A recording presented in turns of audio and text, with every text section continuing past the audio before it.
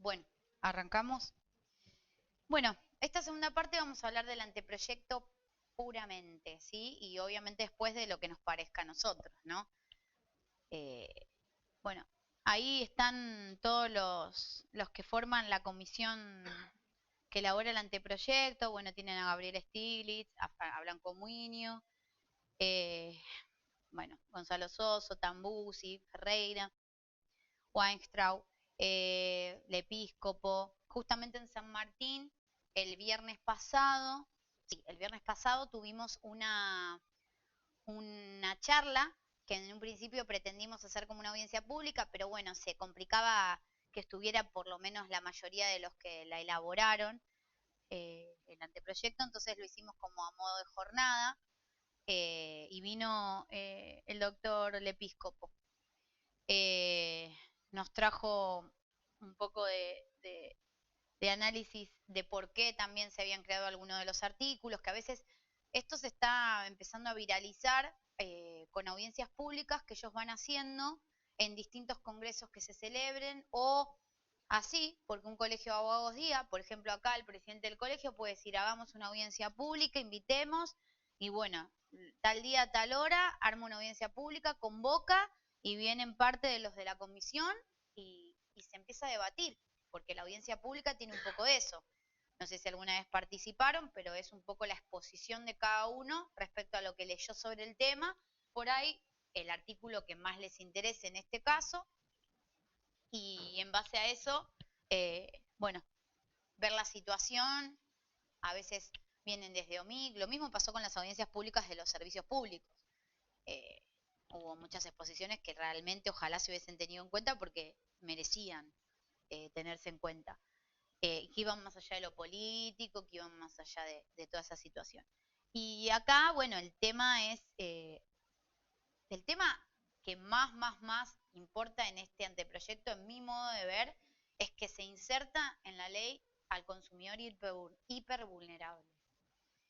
En la ley 2440 no tenemos un artículo que hable de un consumidor hipervulnerable, ¿sí? Se entiende, asemejando un artículo con otro, el diálogo de fuentes, etcétera, que este artículo le iría, pero ¿por qué así si en realidad hoy es uno de los temas principales en defensa del consumidor? Un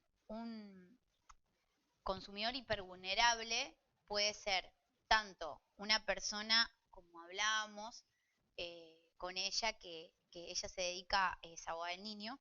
Entonces, por ejemplo, todavía parece un retraso en nuestra sociedad, pero todavía hay gente que entiende que los niños no son consumidores. Cuando los niños consumen desde el punto uno, cuando van al kiosco y se compran su caramelo en el buffet del colegio.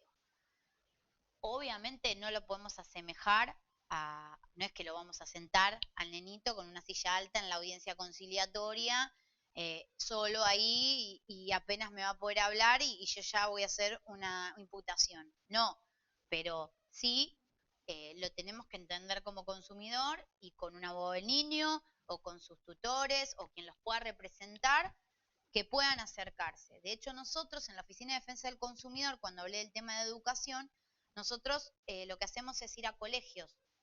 Nosotros vamos a colegios secundarios y a veces los primarios, los más grandes de la primaria, y les damos una clase todo sobre nada, cómo ellos son consumidores, cómo se tienen que defender, qué tienen que mirar, qué no, tips del tema de lealtad comercial también, precios, vencimientos, etcétera, porque ellos también mucho, sobre todo en la secundaria, con los viajes egresados, con el boliche, con el tema hasta con el tema de las entradas a los recitales, de los celulares, en todo eso son consumidores, ¿sí? Entonces, es importante entender que ellos son bastante vulnerables en la sociedad como consumidores, al modo tal que todavía no se los considera consumidores por un montón de personas. Más vulnerable que eso, no hay otra cosa que los haga. Así, eso es uno de los que son hipervulnerables. Otra de las personas hipervulnerables o que entran en este grupo, y los adultos mayores. Ni hablar de la gente con discapacidad, pero los adultos mayores, sin ser gente con discapacidad ni niños, hoy creo que es lo central de este tema. Hay un artículo, que ahora lo vamos a ver más adelante, que habla sobre el préstamo responsable, ¿sí? Para no ir siguiendo punto por punto el PowerPoint, ya lo vamos viendo. Este artículo habla de que las financieras o los entes bancarios o las agencias que entreguen o detenten préstamos para los consumidores lo tendrán que hacer de manera responsable. Y se refiere esto en cuanto a que van a tener que ver la capacidad de pago de ese consumidor que está yendo a pedir el préstamo. ¿Qué quiere decir? Que lo que está sucediendo hoy, que calculo que muchos lo habrán visto o les habrá llegado a donde trabajan, es que son personas que tienen tomado todo su sueldo en préstamos, ¿sí?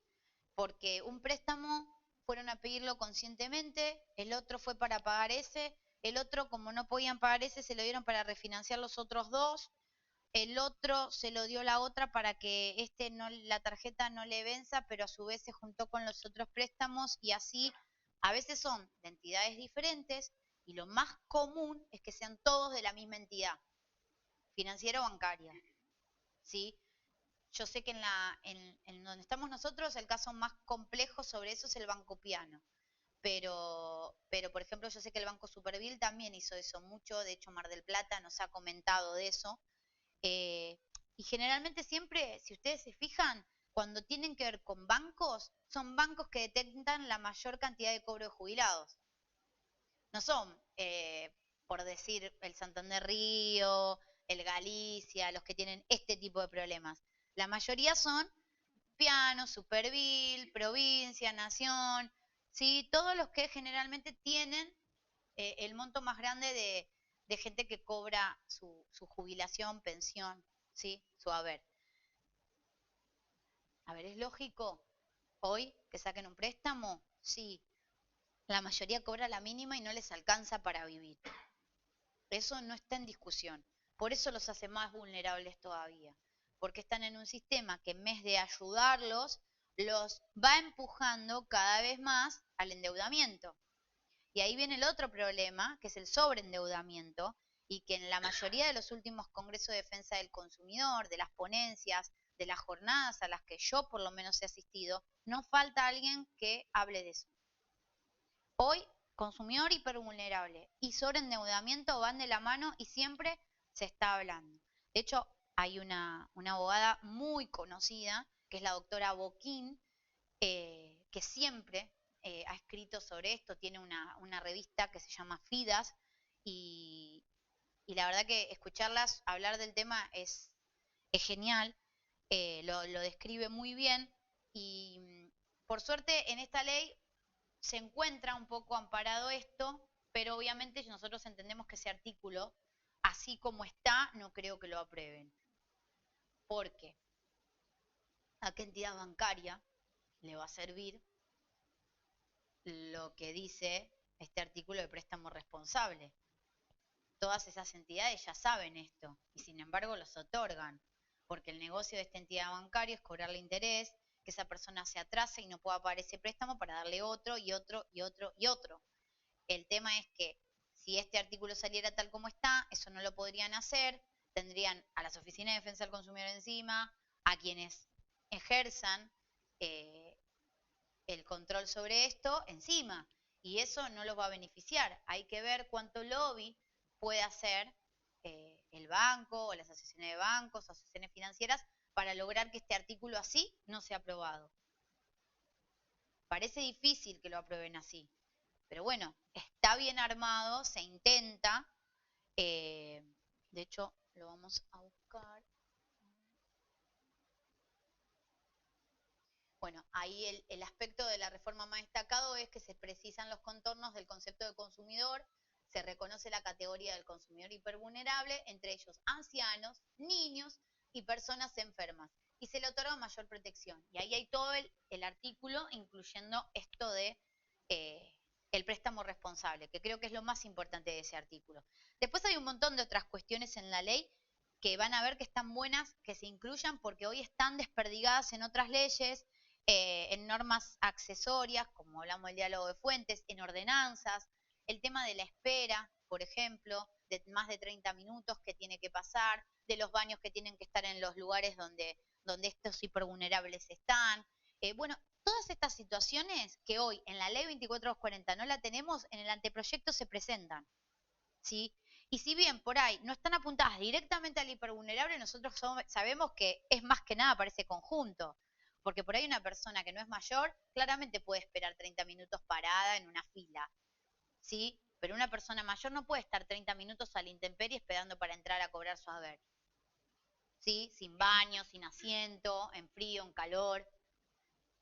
Entonces, esas son cuestiones muy, muy relacionadas con el hipervulnerable que están en el anteproyecto.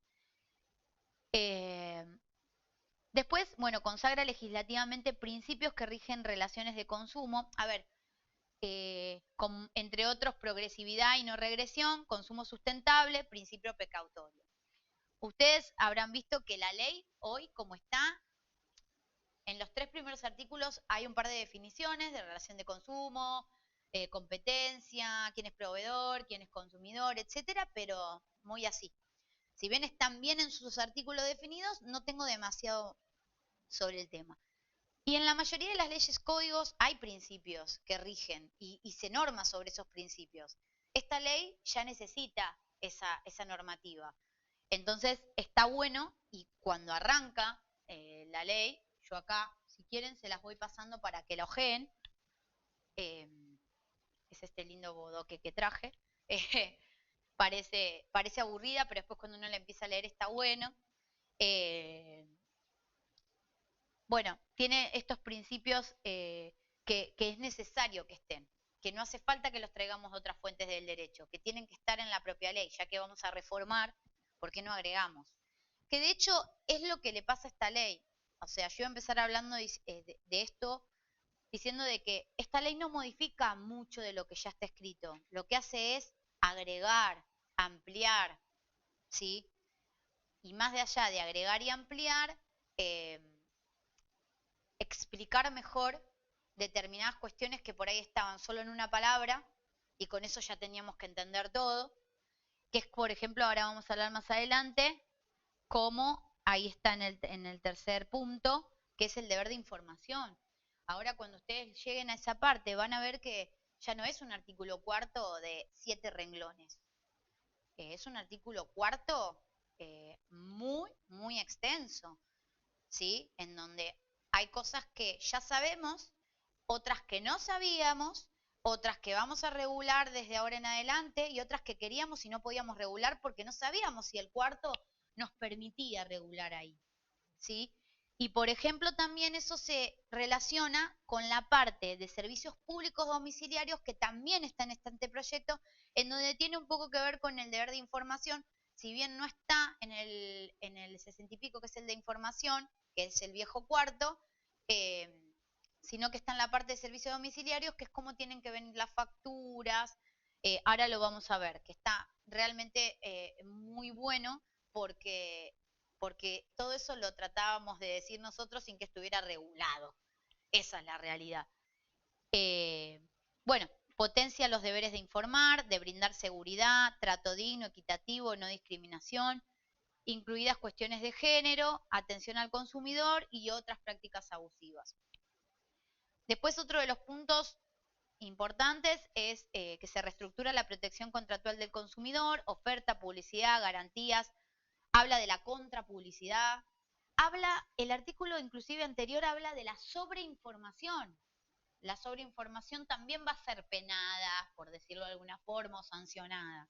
Que eso ¿qué es sobreinformación? Bueno, el exceso de esa información que dicen los anuncios, o toda esa letra chiquitita, chiquitita, que la gente no entiende, más allá de que están infringiendo el tamaño de letra que dice la ley de lata comercial, eso es sobreinformación. Y al consumidor eso también lo perjudica. Uno entiende que si se le da información, siempre es mejor. No, no, siempre no. Porque si esa información es demasiada, a veces el consumidor lo confunde.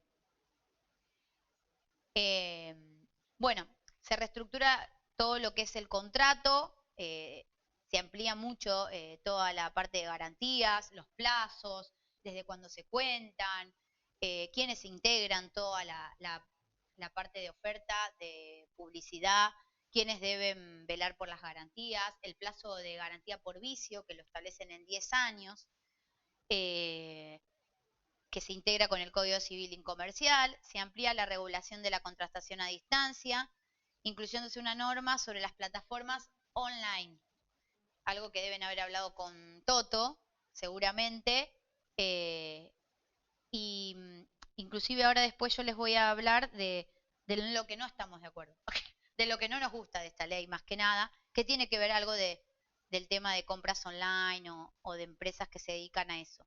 Después regula con detalle el crédito de consumo, se incorpora medidas de protección al sobreendeudamiento y se regula el pagaré de consumo. Todavía hay mucha gente que no entiende lo que es el pagaré de consumo. Yo les voy a decir que lo que entiendo es tal cual lo que dice el artículo. Es cualquier tipo de crédito que se desprenda de una relación de consumo y que tenga la apariencia de un pagaré tal como lo conocemos. ¿Sí? Yo entiendo eso, capaz estoy equivocada, pero la verdad es que como en su momento nadie entendía lo que significaba el daño directo, bueno, ahora está pasando un poco con el tema de pagaré de consumo. Y está bueno que esto se discuta porque si se integra dentro de, del anteproyecto, está bueno también que todos entendamos a qué se refieren, tanto quienes lo quisieron incluir como quienes, sentados y leyendo el artículo, siguen sin entenderlo. ¿Sí? Porque eso es lo que nos pasó con el viejo daño directo, que por fin logramos que ahora lo metan en esta ley, y digo metan con la literalidad de la palabra, que parece grosera, porque, a ver, hay un montón de letrados que están en contra del daño directo y sin embargo creo que es lo que ayuda a que el consumidor se mueva a ir también a la Oficina de Defensa del Consumidor, entendiendo de que si no concilia va a por lo menos lograr lo que le sacaron, esa ladera que no le ande, ese celular que le vino mal de fábrica o ese cobro de luz que no debía pagar porque sí si fue un desperfecto de la empresa, porque, bueno, a ver, en este anteproyecto se define mucho el tema de daños, solo el tema de daño punitivo, pero bueno, eso ahora se los explico. No me quiero ir. Después, potencia la protección de los usuarios en servicios públicos domiciliarios, lo que hablábamos antes, se detalla mucho, mucho todo, cómo es la factura, cómo hay que proceder, cómo es el tema de las deudas, qué derechos tienen los consumidores a hacer y que no, qué las empresas lo que sí pueden hacer y lo que no, que hoy es el tema de servicio público domiciliario estaba bastante escueto en la 24 y daba entendimientos divergentes respecto a lo que ese artículo dejaba y no dejaba hacer a la empresa. Eh, Después regula con detalle la responsabilidad de daños por defectos del producto o del servicio. La responsabilidad por riesgo se rige por el Código Civil y Comercial y se incorpora una norma sobre daños causados dentro del ámbito físico de incumbencia del proveedor, aún a quienes no sean consumidores. Bueno, se trae de nuevo al consumidor expuesto, que ya lo había sacado nuestro lindo Código Civil y Comercial y que tanta discusión trajo y que, bueno, nosotros inclusive abajo charlábamos, con mis socios había nuestra primer ponencia ante un congreso, el primero que fuimos fue justamente en contra de quitar la figura del consumidor expuesto o del bystander. Que bueno, nada, se vuelve a traer porque en realidad fue una involución en la ley de defensa del consumidor quitarlo, no una evolución. Después reformula el daño punitivo, ahora denominado sanción punitiva. A ver, ustedes tienen que entender que cuando hablamos de daño en la etapa administrativa o en una ley que también rige para la etapa administrativa, es como que parece que a muchos se le paran los pelos, hablando entre comillas. ¿Sí? Como que todos hacen, no, daño solo un juez. La palabra daño no, entonces tiene que ir a vía judicial. No es tan así. Hay que empezar a hablar de los conceptos sin tomarlos tan literales. Exacto, ver el contenido de eso y no tanto que la palabra diga daño y entonces ya es derecho de daño solamente, es solo del ámbito comercial y es solo del ámbito del juzgado.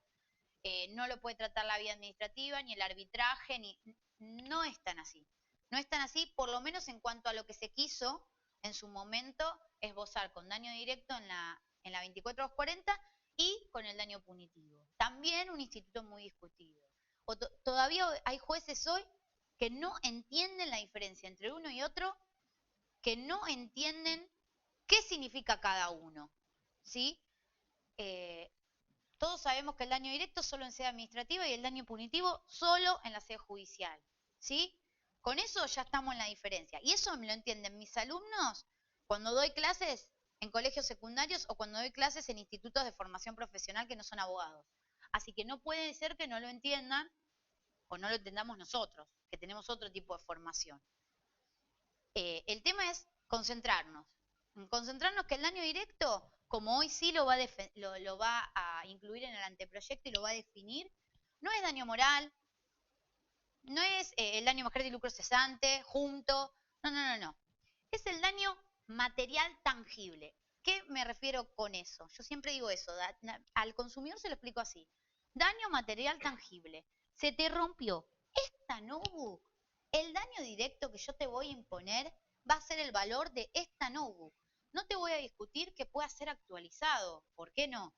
Pero sí, no te voy a poner no voy a imponer en esa sanción lo que a vos te costó el flete hasta la casa de fulano que capaz te la arreglaba y después no, las horas que tuviste que discar o llamar a la compañía, que como vuelvo a repetir, se lo dije antes, nadie niega que ese consumidor haya pasado de todo antes de acudir a una oficina de defensa del consumidor o antes de iniciar un juicio.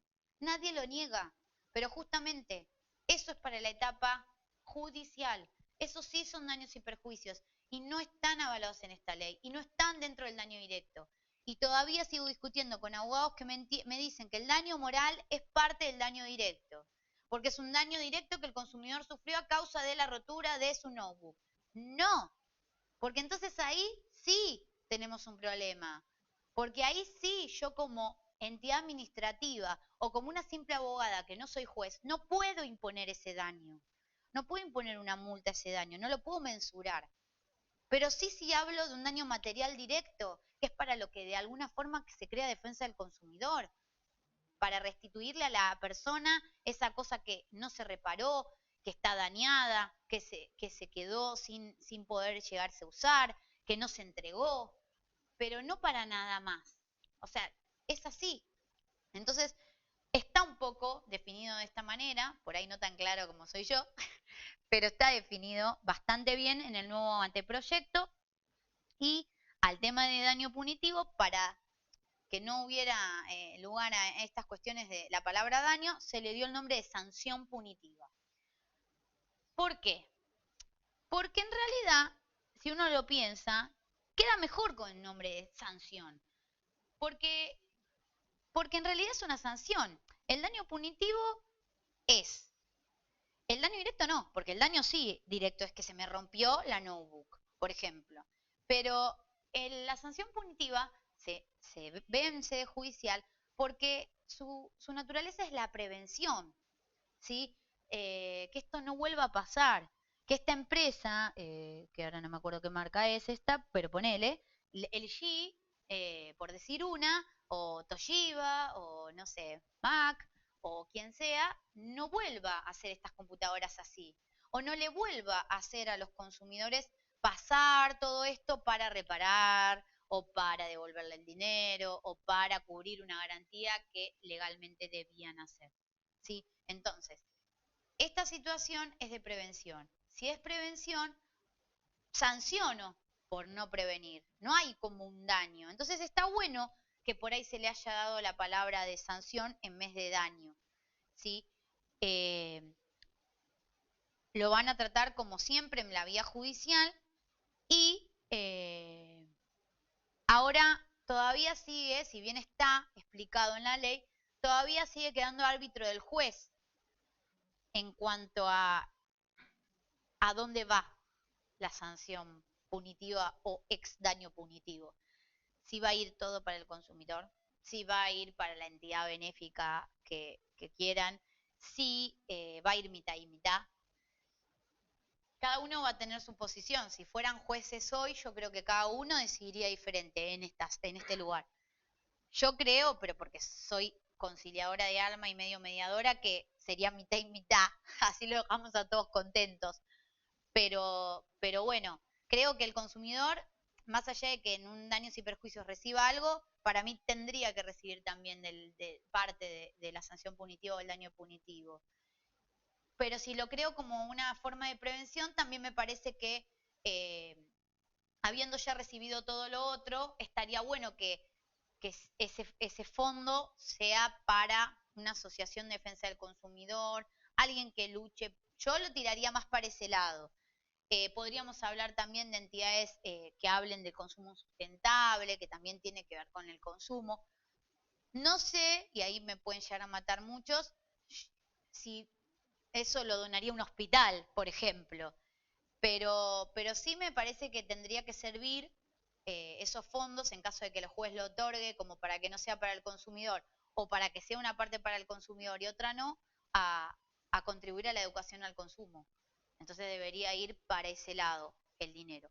Pero bueno, sigue estando un poco en cabeza y en árbitro del juez la decisión final. Eh, puede disponerlo de oficio, ¿sí? Que antes esto estaba difícil, y se aumenta el monto de la sanción y se determina su destino por resolución fundada, que antes en realidad no estaba muy fundamentado el por qué se decía que iba a tal lugar o no iba nadie o iba solo el consumidor. Esto en materia de daños, el anteproyecto está bueno, algunos dicen que le falta, pero bueno, como digo yo, mejor que nada o que poco. Después jerarquiza la autoridad de aplicación. Eh, se va a crear lo que se llama Autoridad Nacional del Consumidor, ANCON, que va a gozar de una autarquía funcional financiera y plena capacidad jurídica para actuar en los ámbitos de derecho público y privado. Y ahí lo que les digo es, a ver, el ANCOM. El ANCOM va a poder ejercer a nivel nacional eh, como si hoy, a ver, yo lo entiendo así. Es similar a como si hoy el COPREC actuara de principio a fin y pudiera llegar hasta la sanción inclusive y pudiera llegar a ejecutar esa sanción. El ANCOM para mí va a tener como un mecanismo parecido. Eh, obviamente va a tener requisitos. En el anteproyecto se estipula cómo se va a conformar, quiénes pueden formar parte del ANCOM, en dónde, la competencia, etcétera. Eso no implica, y eso lo dejó en claro, porque al principio cuando me explicaron esto, yo dije, ay Dios, no trabajo más, me echaron. Exacto. Después se aclara que coexiste con todos los organismos de defensa del consumidor que hoy están vigentes. ¿Sí? Obviamente ellos, igual que nosotros y que la mayoría de los que mencionamos hoy, se articulan bajo esta ley, bajo el diálogo de fuentes. De hecho, en los primeros párrafos de la ley se incluye como obligatorio, por decirlo de alguna manera. Todos sabemos que lo que está regulado supuestamente es obligatorio, el diálogo de fuentes, que hoy lo hablamos nosotros como si fuera algo re novedoso que nosotros inventamos. Bueno, ahora va a estar en el anteproyecto. El diálogo de fuentes está determinado ahí. Se rediseña la defensa administrativa del consumidor, se consagran normas generales para todo el proceso judicial de consumo, competencia, intervención del Ministerio Público Fiscal, que es muy importante, intervención de terceros, facultades del juez, se regula con mayor detalle los procesos colectivos de consumo y se reformula la prescripción liberatoria. Bueno, ahí empieza punto por punto, era lo que estábamos hablando del tema de información. El artículo 73 del anteproyecto habla de los portales de venta o subasta online, de conformidad con las reglas de conexidad, la exención de responsabilidad del operador electrónico solo será posible cuando. ¿Por qué hago hincapié en esta parte y no leí lo otro? Porque es la parte que no me cierra mucho. por decirlo de alguna forma. Cuando arranca, si ustedes ven, dice, portales de eventos subasta online. ¿A quién nos estamos refiriendo? Mercado Libre, a la Maula, Groupon y tantos otros que podemos nombrar. De conformidad con las reglas de conexidad, la exención de responsabilidad del operador electrónico, estas empresas, solo será posible, o sea, lo puedo exceptuar, solo cuando no ha desempeñado un rol activo en la operación jurídica económica, limitándose a proporcionar únicamente un foro de transacciones, informando ello de forma clara, destacada y fácilmente comprensible, o no ha generado una particular confianza en el consumidor. Díganme, ¿cuándo Mercado Libre, por ejemplo, Groupon, a la Maula, no generan confianza en el consumidor? Siempre. Si nosotros, justamente, ¿por qué los traemos solidariamente? ¿Sí? Como hoy nos permite la 24. ¿Y por qué ellos me dicen que no tienen que estar? Nosotros lo traemos por la confianza que esta gente genera en el consumidor. Ustedes no se olviden que, por ejemplo, Mercado Libre tiene una opción que es solo para estar como meros publicitarios clasificados de esa empresa o de esa persona que ofrece servicios o productos, y en otras interviene más activamente. Pero en todas genera la confianza en el consumidor. Yo compro en Mercado Libre, entiendo como consumidora, porque es Mercado Libre. Pago con Mercado Pago. Ahora en todos lados, Mercado Pago, Mercado Pago. O sea, tengo que confiar. ¿Cómo no voy a confiar? Esto debe estar regulado, esto deben tener seguridad. No, acá no puede vender cualquiera, acá no. Bueno, bueno, exactamente. Entonces, hoy nosotros traemos a la empresa, porque es lo que corresponde para nosotros, ¿sí? Pero la empresa lo primero que decía es, nosotros no somos competentes, porque nosotros somos un mero intermediario entre el consumidor y ese proveedor de bienes o servicios. Sos solidario, porque tu sitio generó confianza. Si no, esa persona no hubiese entrado a tu sitio.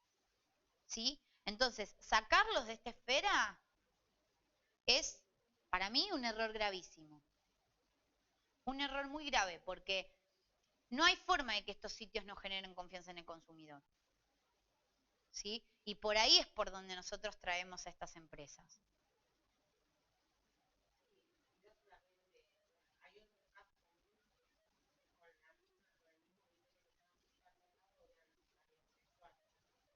¿Cómo?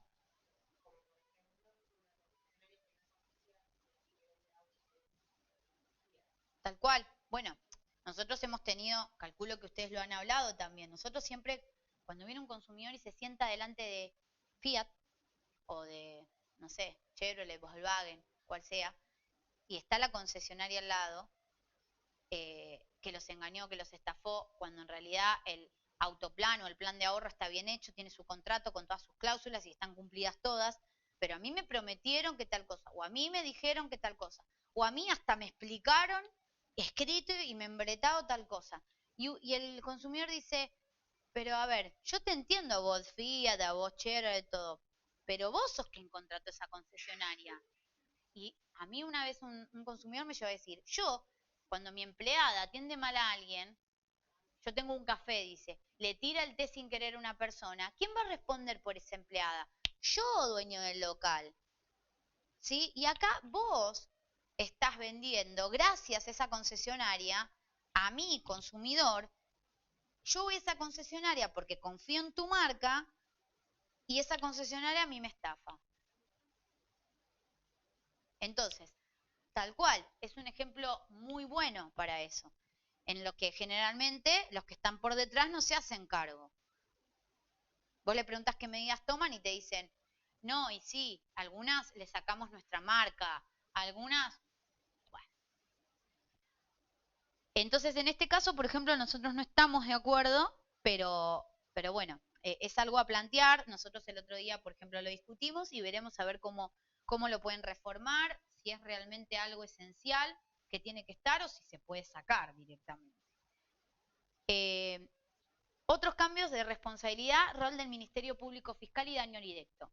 Entre los tantos cambios que incluye la iniciativa delegada por la Comisión Reformadora aparecen un sistema de responsabilidad por productos defectuosos, presupuestos mínimos para todos los procesos de consumo. Por ejemplo, al consumidor solo se le puede demandar en su domicilio real por todos los procesos de consumo, pero el consumidor tiene derecho a elegir dónde demandar en varios lados frente al proveedor. ¿Por qué lo marqué? Porque yo estoy entendiendo esto como un problema grave, por lo que hablamos antes, porque esto se me diversifica a un montón de jurisdicciones. No entiendo si en este caso quisieron decir que, por ejemplo, puede iniciar en varios lugares a la vez. Por eso, no quiere decir que una persona igual después aclara el tema de los entes reguladores. Pero, por ejemplo, se me viene a la cabeza eso, lo primero que se me viene a la cabeza. ¿Sí? Entonces, bueno, son todas cuestiones que va a haber que ir aclarando, sobre todo cada vez que uno tenga frente a la comisión que lo redactó. Porque, a ver, yo estoy hablando de algo que escucho y que leo igual que ustedes, o sea, yo no tengo mucha más información. Bueno, y se rediseñó el daño directo, que se puede reclamar en sede administrativa el valor de la cosa, y el daño emergente, nada de daño moral o derivado de lesiones, que es lo que hablábamos antes. Esto es básicamente lo que pueden encontrar respecto a lo más importante.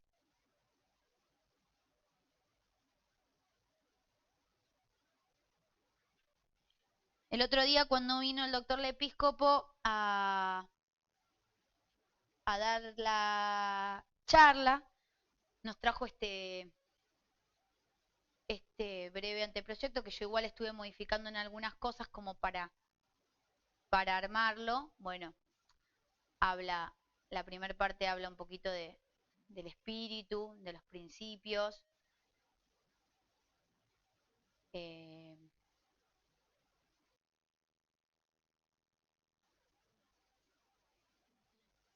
es lo que vimos antes, que no pueden faltar, deber de información, acceso a la información.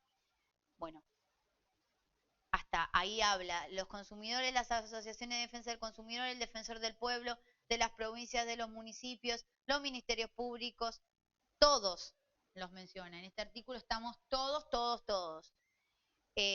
Vamos a poder tener acceso a la información, el Estado Nacional, las provincias, habla de vuelta de la información y el acceso libre a los consumidores hipervulnerables. Después, bueno, habla de los deberes a cargo del Estado respecto al tema de la información. ¿Ven? No, ya no es un artículo cuarto de un par de renglones, o sea, estamos hablando de muchos artículos que explican paso a paso el tema de generar la información. La obligación general de informar a cargo del proveedor, la información general de interés a cargo de la seguridad de los consumidores. Acá marqué, qué amarillo que es esto. El modo de comunicar la información. Deberá ser transmitida de conformidad a las siguientes reglas. Deberá ser proporcionada de manera fácilmente accesible para el consumidor mediante mecanismos apropiados para su adecuada comprensión, especialmente el caso de consumidores hipervulnerables, cuando tal situación sea conocida o deba hacerlo por el proveedor, o resulte evidente en función de las circunstancias que conformen el contexto de la relación de consumo. ¿Por qué no aplicar esto al tema de los préstamos o a las personas que se acercan a sacar un plan de ahorro, por ejemplo, ya que estábamos hablando de eso? La información es pésima. A veces ni siquiera le entregan lo que firma, ¿sí? O lo que le entregan firmado, lo que le entregan que supuestamente firmó, se lo entregan sin la firma. Y ellos se quedan solo con el que tiene firma. Entonces después completan ellos lo que quieren. Bueno, ¿por qué no aplicarlo ahí? Este artículo nos va a servir muchísimo. Después, la información deberá ser comunicada de manera fehaciente bajo las siguientes reglas. Acá una discusión que tuvimos hace poquito por el tema de la reforma del cuarto. En soporte papel o electrónico o a opción del consumidor, quien a tales fines deberá proporcionar una dirección electrónica. O sea, volvemos a lo que está ahora. Si yo, pero lo ratificamos, si yo no elijo, a mí me lo mandás en papel. Si yo elijo que me lo mandes electrónico, sí. y te proporciono mis datos. No me lo mandas directamente electrónico sacando la base de datos de no sabe quién y dónde y que yo ni siquiera acepté ni te di. En los contratos celebrados por medios electrónicos, la información podrá transmitirse por la misma vía. Sería lógico, si yo me asumí que voy a contratar electrónicamente, no puedo tampoco pretender que venga alguien a mi casa a explicarme. Conforme lo disponga otra disposición legal o reglamentaria. Y la información deberá ser siempre gratuita para el consumidor y proporcionada en idioma español, salvo disposición legal o reglamentación en contrario. En el caso de bienes o servicios importados, los proveedores son responsables del contenido de la traducción. Y eso es muy importante. Ustedes saben que hoy en los términos de nuestra ley, el proveedor que venda artículos importados, que obviamente no tengan dónde ser cambiados, reparados, etcétera, se tiene que hacer cargo quienes los venden, ¿sí? De esa garantía del producto. Lo mismo si eso viene con una etiqueta, con instrucciones de uso o con situaciones que tengo que tener en cuenta para el producto y no está traducida. ¿Quién se tiene que hacer cargo? El que lo vende. Pero esto tiene lógica, porque si yo vendedor después me voy a tener que hacer cargo de esa garantía, no le puedo decir, ay, pero en el manual estaba. ¿Y cómo vos cómo sabés? Porque yo sé inglés. Y pero yo no, te va a decir el consumidor. O yo sé chino. Y bueno, pero yo no. Entonces, es lógico que para protegerme como proveedor, tengo que saber el contenido, no yo, sino también la otra persona, porque si no después no le puedo endilgar que ahí estaba explícito cómo tenía que usar el producto. ¿Se entiende? Bueno. Después, sobreinformación. La sobreinformación al consumidor tiene los mismos efectos que el incumplimiento de la obligación de informar. Se considera tal el suministro de información en exceso o de suma complejidad, sin las aclaraciones necesarias para que sea asequible por su destinatario o que de cualquier manera, por tales razones, impida la adecuada comprensión del mensaje y sea relevante en función del bien o servicio de que se trate. Bueno, un poco lo que hablamos. Sí, las facturas, los cuadros tarifarios que son muy lindos. Sí, realmente. Bueno, pero en la parte de servicios públicos domiciliarios, entre otras cuestiones de que habla también de que las facturas cómo deben ser, dice que van a tener que tener un centro al consumidor o usuario, ¿sí? De hecho acá, atención al consumidor o usuario está, más allá de que tiene que estar adecuados, pero que tienen que tener una oficina con atención al público con personas, no máquinas. Lo explica justamente la parte de servicios públicos domiciliarios. ¿Y para qué? Justamente para que me expliquen el cuadro tarifario, por ejemplo. Bueno, el tiempo de espera, que es lo que hablábamos antes. Bueno, que tengan que tener sanitarios. Bueno, eso lo hablamos un poquito antes. No tenemos mucho tiempo, por eso me quiero ir a lo más importante.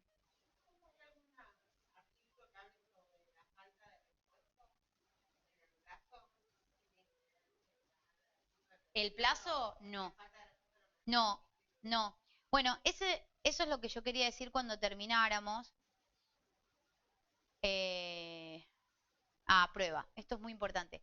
Sin perjuicio del deber, esto es muy importante, escúchenlo. Sin perjuicio del deber procesal de colaboración que pesa sobre el proveedor y de las presunciones legales o judiciales que puedan resultar aplicables, quien pretende la reparación del daño causado por un producto o servicio debe probar el defecto, el daño y la relación de causalidad entre ambos. Pesa sobre el proveedor la carga de acreditar las eximentes que invoque. Ustedes entienden lo grave que es este artículo, ¿no?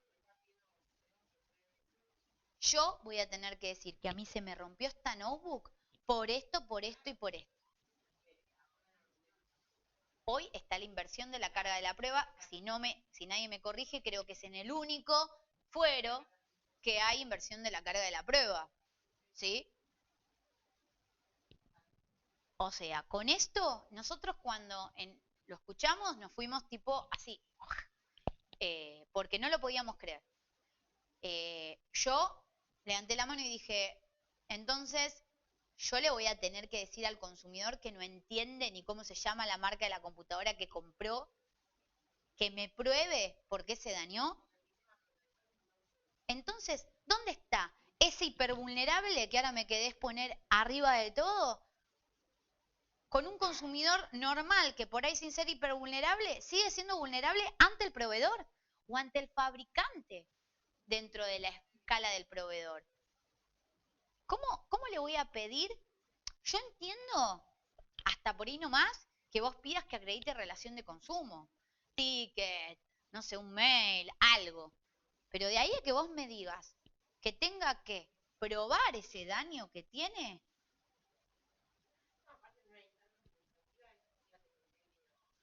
¿Y dónde está la gratuidad? Porque ese consumidor para acceder a eso va a tener que pagar a alguien. Para probar eso, yo para probar que mi notebook se rompió, por ejemplo, ¿qué voy a tener que hacer? Voy a tener que ir a pagar un presupuesto a alguien que sepa y me diga los daños que tiene, por qué los puede tener, etcétera, etcétera. Entonces, yo acá me quedé así como, espero que no solo a nosotros se nos haya ocurrido decir que esto es gravísimo y que va en contrario, yo se lo dije al doctor Lepiscopo, para mí va en contrario con otras esferas que marca esta ley que están muy buenas, con los principios, va en contra de la protección del consumidor, del derecho a favor del consumidor, del pro consumidor, de todos los principios básicos que no solo esta ley reafirma, sino que ya venimos trayendo, de la hipervulnerabilidad.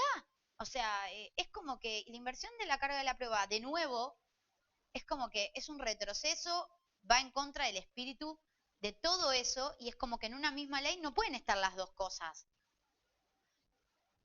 Bueno, discusión.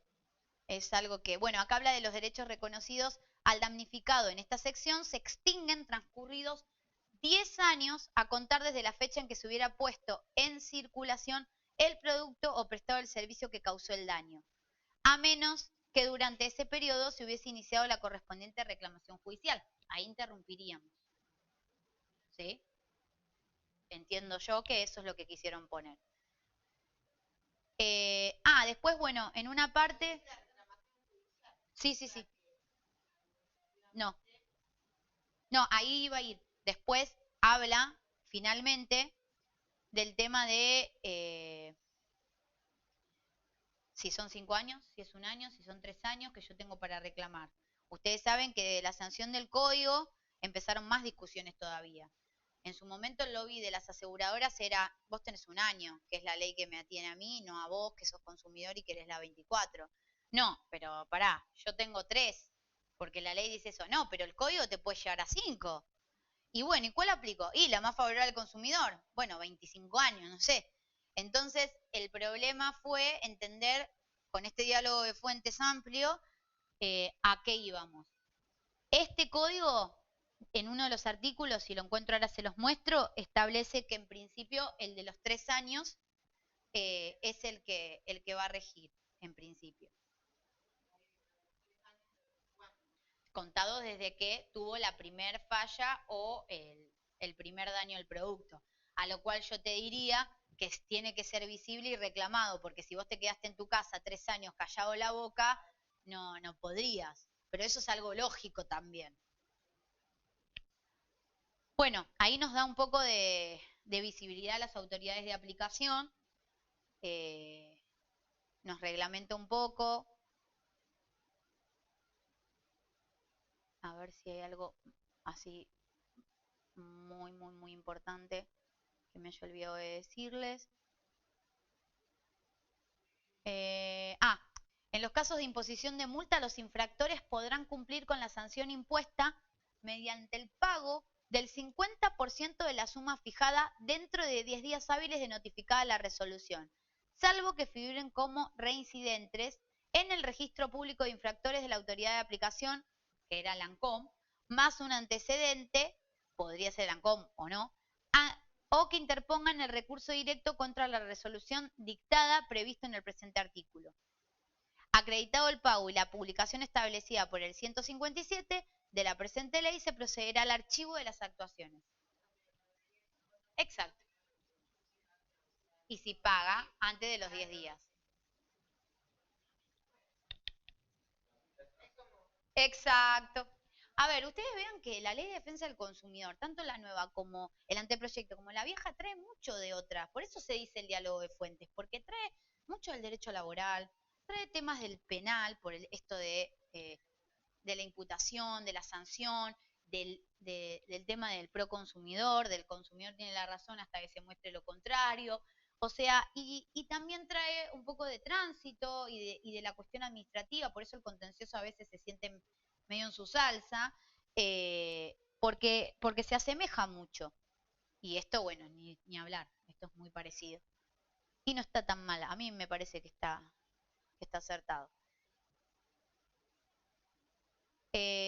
Pero no siempre. También piensen en un caso, por ejemplo, de una persona que en vez de pagarle los 15.000 pesos que sale el celular que compró ayer y se le rompió, le impongo la sanción de 15.000 y solo le pagan 7.500. Eh,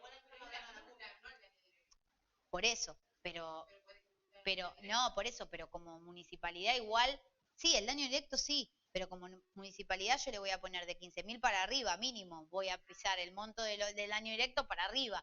Si no es reincidente, por ahí me quedo en lo mismo. Por eso, y en esa vía es similar. Ahora, al municipio por ahí le sirve. Eso va a ser una discusión, pero no me parece que esté tan errado. Y sí,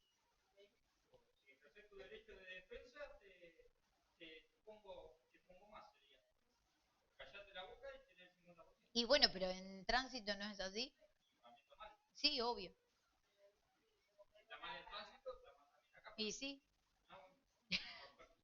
no, y sí, obvio. De hecho, no sé si yo me hubiese metido ahí. A ver, no me parece que no hubiese dicho nada yo al respecto, pero bueno, por ahí en municipalidades donde cuesta mucho que las empresas paguen, creo que va por ahí. No sé. Bueno, acá se establece el daño directo, sede administrativa, indemnización del daño emergente, pago del valor dinerario de la prestación y restitución de sumas de dinero indebidamente percibidas, establecidas por la inexistencia de una infracción y solo a solicitud del consumidor denunciante, la ANCOM queda facultad de ordenar el pago en sede administrativa únicamente. Bueno, tiene más que nada la facultad que va a tener el ANCOM respecto al daño directo. Eh, Subo.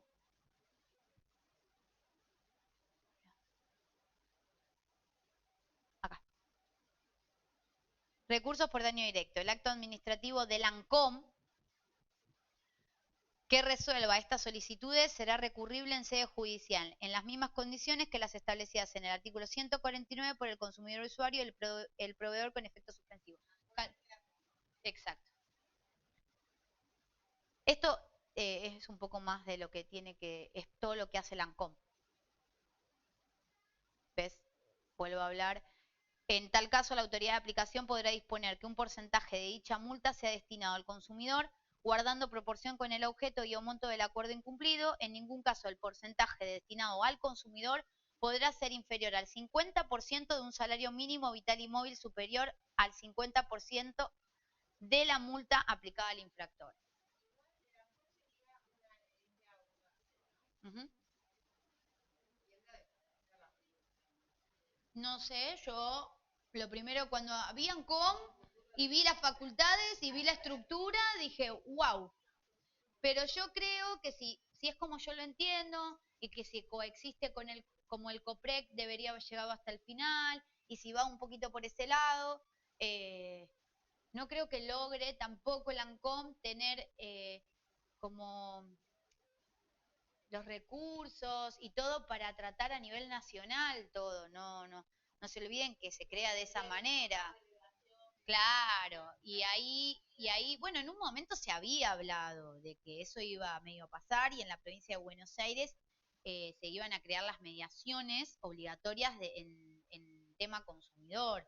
Y eso es un lobby de mediadores de la provincia de Buenos Aires que en cada congreso que se reúnen lo charlan, lo tratan, porque yo conozco gente y tengo amigos que son mediadores. A ver, si los ve desde el punto de vista de ellos, obvio que está bueno. Si yo fuera mediadora también lo pediría. Claro, uno lo mira desde el lugar donde estamos nosotros y a nosotros mucho no nos ayuda porque eso sí, claro,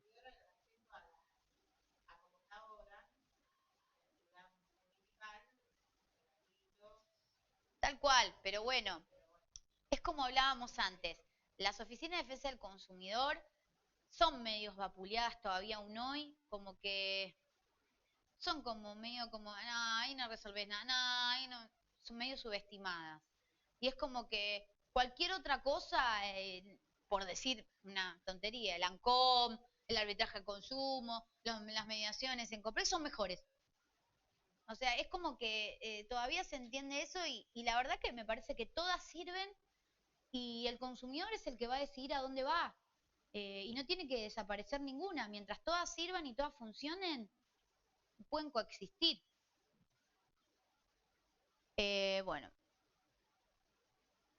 la contrapublicidad, habla de las denuncias maliciosas, bueno, los procesos colectivos de consumo, que obviamente tenían que estar mejor regulados, tiene varios artículos sobre eso, y bueno, y ahí terminé con el tema de audiencias públicas, que es lo que ya charlamos varias veces, eh, que se está haciendo, y que bueno, están reguladas también ahora en el último artículo de este anteproyecto. A ver, ¿qué les puedo decir?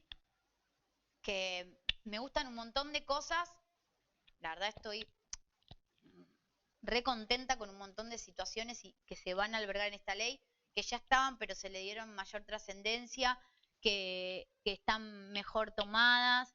Eh, Discuto o no con el tema de daño punitivo, sanción punitiva, bueno, montos, topes, pero hay otras cosas que no pueden estar, como esto de la carga de la prueba, como el tema de exceptuar a las empresas o proveedoras de venta online. Eh, y lo que me falta, aunque ahora no lo vimos en detalle, si ustedes después la pueden analizar, yo cuando me senté hace un tiempo atrás con unas personas que trabajan como asesores en el Congreso, junto con dos colegas míos, a redactar un anteproyecto, lo primero que hice fue ir a tema garantías, a plazos, a servicios públicos domiciliarios, a proveedores, a determinar todos los proveedores, qué obligaciones tiene cada uno, cuánto plazo tiene cada uno, qué tema de hecho, garantías en la 24 y 240, una cosa es la garantía normal de fábrica y otra cosa es la garantía extendida. Parece que a veces todos se confunden y entienden que todo es lo mismo y que los términos de la garantía de fábrica se le tienen que también aplicar con los mismos basamentos a la garantía extendida. Eso también tenía que estar regulado, separado, aclarado. Así hay un montón de cosas que yo iba tomando artículo por artículo y decía, este está bien, no, este se tiene que dividir, este lo tenemos que armar así, así, agregar, acá le falta un plazo, este plazo quedó chico, este monto quedó chico. Así fuimos haciendo cuando nos sentamos a hacer eso. Y a mí eso me falta acá. Me falta un poco más de lo que se vive en el día a día cuando uno trata con el consumidor, tanto como un abogado particular como un abogado dependiente de alguna esfera estatal de consumo. Eh, Falta. Y falta también para el que haga una demanda judicial basándose en esa ley. Realmente. Eh, entonces, hay discusiones que nunca vamos a lograr que se terminen, como la que hablábamos del beneficio de gratuidad, como el tema de la sanción punitiva antes daño punitivo, pero hay otras que las podríamos, me parece que se pueden jugar un poquito más. Después si no sale, no sale, pero el que redacta el anteproyecto tiene que estar un poquito más atrás del reclamo básico, porque la ley de defensa del consumidor, por más que llegue a la parte judicial, se crea más que nada para los reclamos de menor cuantía, los que el consumidor no tenga que ir a la justicia, para lo que resolvemos, como decimos todos los que trabajamos en las oficinas administrativas de consumidor, en la trinchera. Y muchos artículos de acá se nota que los han escrito gente que por ahí no está en la trinchera, o estuvo hace mucho, hoy ya no. Entonces, falta un poco más de esa parte. Pero sí me parece bien que la gente que escribió esto esté hoy preguntando, esté hoy consultando, esté yendo con este proyecto a decir, bueno, ¿por qué no te gusta el artículo 60? ¿Por qué no te gusta el 182? ¿Por qué no te gusta el 1, el 3, el 5, el 12? O sea, el que sea. ¿Qué le pondrías a este? ¿O por qué te parece que no se entiende? Pará, porque nosotros lo entendimos, pero ustedes no. ¿Por qué? Y ahí van saltando, como vos, que recién dijiste, no, no es solo para los contratos de Mercado Libre, también para las concesionarias y las empresas de autos. Bueno, ¿ves? Yo hasta ahora ese planteo no lo había escuchado y es reválido. Entonces está bueno también que la comisión que está creando este anteproyecto, o que creó este anteproyecto, lo vaya diseminando y lo vaya charlando para que haya distintas opiniones y todavía estén a tiempo, porque todavía lo están, de reformar un montón de cosas, de agregar, de ampliar, de detallar y de ir haciendo anotaciones también, porque cuando esto se presente en el Congreso, hay cosas que se van a tener que modificar, cambiar, agregar, sacar, y va a estar bien escuchado todo eso que fueron en cada una de las audiencias públicas o de las jornadas. Entonces, es importante que ustedes, que por ahí les interesa esto, lo lean, lo escuchen, lo vean, y cuando haya una posibilidad de acercarse a alguna de las personas que está con este anteproyecto, bueno, vayan, consulten, les pregunten, si es una audiencia o una jornada, vayan, averigüen, porque esta posibilidad de estar adentro de un anteproyecto no la tenemos casi nunca, los abogados. A nosotros nunca nos viene a consultar nadie de nada. Esa es la realidad. Los que no estamos o políticamente en algún lado o con el que está creando esa ley o es legislador, no tenemos esta posibilidad. Entonces está bueno, porque estas audiencias públicas no son las mismas de las de servicios públicos, que hablábamos, pero ya sabemos que nadie nos va a dar bolilla. ¿Sí? Acá realmente se escucha y se discrepa y se hacen foros en donde hay intercambio. Y de hecho, la ley, así como hay cosas que no nos gusta, hay muchas cosas que nos dieron lugar. Que nos dieron lugar. El daño directo, creo que yo lo planteé hace miles de años, bueno, miles no porque soy joven, pero hace muchos años atrás, en uno de los primeros congresos que fuimos, y nos miraron todos con una cara que nos dijeron, ¿qué es el daño directo? No, olvídate, nosotros no aplicamos, no, ni sé qué es. Y nos sacaron, pero corriendo. Y sin embargo, hoy lo pusieron en el anteproyecto, lo resaltaron, lo estipularon y hoy dicen, apliquémoslo. Y se juegan contra por ahí los jueces que están en contra de eso. Entonces, hay cosas para destacar. Eso es lo que yo pienso. Bueno, chicos, espero que les haya gustado el curso. Nada, si quieren les dejo mi tarjeta. Más que nada porque bueno,